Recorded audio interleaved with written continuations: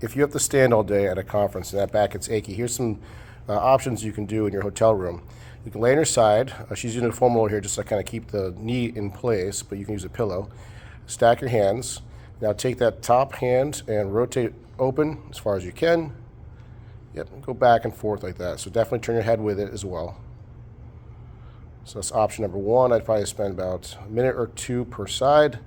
And then I would switch into what's called child's pose. So go ahead into your hands and knees. All right. And this puts a lot of flexion on the spine. Generally, it feels pretty nice on the spine. You want to hold that for about a minute. After that, I would go into thread the needle. So Amanda's going to take one hand, slide it under. You rotate the hand upward towards the ceiling. Spend a little time there, and then you could take the other hand, stack it on top, and then straighten out that elbow like that. So that gets a lot of spinal rotation through the thoracic spine. Spend a few minutes with that as well.